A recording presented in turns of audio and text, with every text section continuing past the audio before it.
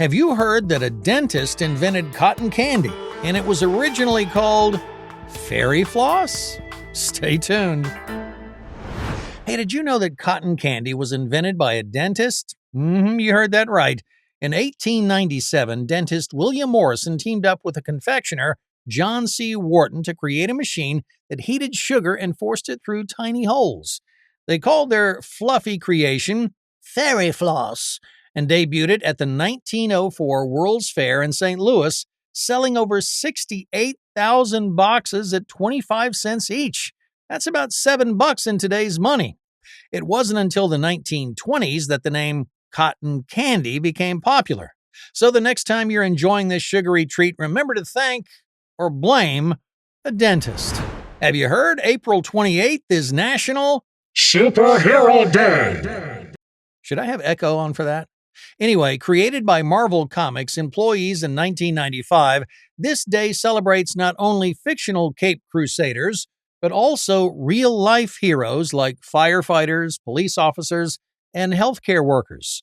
But here's something you might not know. The very first comic book superhero wasn't Superman or Batman, but a character called the Phantom, who debuted in February 1936, more than 2 years before Superman. The Phantom wore a purple costume and operated from the fictional African country of Bengala. His catchphrase, "The ghost who walks. The ghost who walks. The ghost who walks." Now that's a superhero fact that would make even Batman jealous. Have you heard on April 29th, 1913, Swedish-American engineer Gideon Sundback patented the modern zipper, originally called the separable fastener. However, the term zipper wasn't coined until 1923 by the B.F. Goodrich Company, who used these fasteners on their rubber boots. The name came from the zip sound that it made. Before zippers became common, people relied on buttons, laces, and hooks for clothing. Imagine trying to button up 20 tiny buttons every time you needed to use the bathroom, or unbutton them every time you needed to. That's 40 buttons. The biggest zipper ever made was 2,851 feet long and was displayed in India in 2011. That's one way to really zip it up. Have you heard May 1st is May Day? But did you know its origins trace back to an ancient Celtic festival called Beltane? Yep, this celebration marked a halfway point between the spring equinox and summer solstice. People would light huge bonfires and dance around maypoles, believing it would increase fertility of both their crops and livestock. In medieval England, villagers would go a-maying at dawn to collect flowers and greenery. The tradition of leaving May baskets filled with flowers and treats on neighbors' doorsteps dates back to this time. So the next time you see a maypole, just remember you're participating in a tradition that's over 2,000 years old.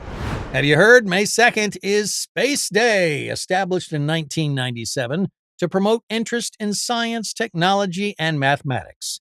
Speaking of space, did you know that the International Space Station is the most expensive single object ever built by humans?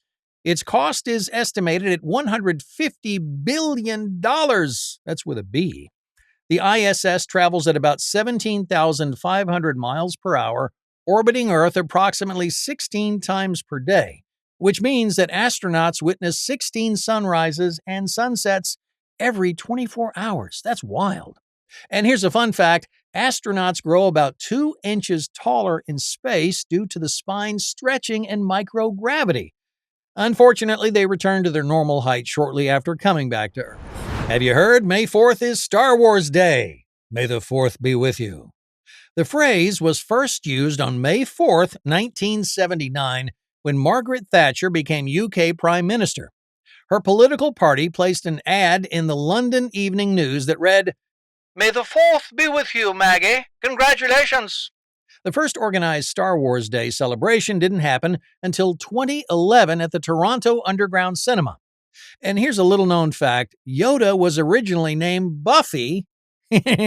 Buffy. Yoda, okay. In early drafts of The Empire Strikes Back. Imagine hearing, "Much to learn you still have," says Buffy. That was awful. Thankfully, George Lucas changed his mind. And speaking of stars, my family's planning our summer vacation to visit some national parks for stargazing. My wife asked if I knew any astronomy facts to share with the kids. I said, yeah, did you know that astronauts can't cry in space because tears don't fall? She looked impressed until I added, that's why I'm staying on Earth, so I can cry when I see our vacation credit card bill. She didn't laugh. But I'm still packing my telescope and my wallet. After all, the stars might be free to look at, but the gift shop definitely isn't. And that's all for today's edition of Have You Heard? Please leave a comment if you learned something mind-boggling. I'm Troy W. Hudson, the voiceover with personality. Until next time, stay curious.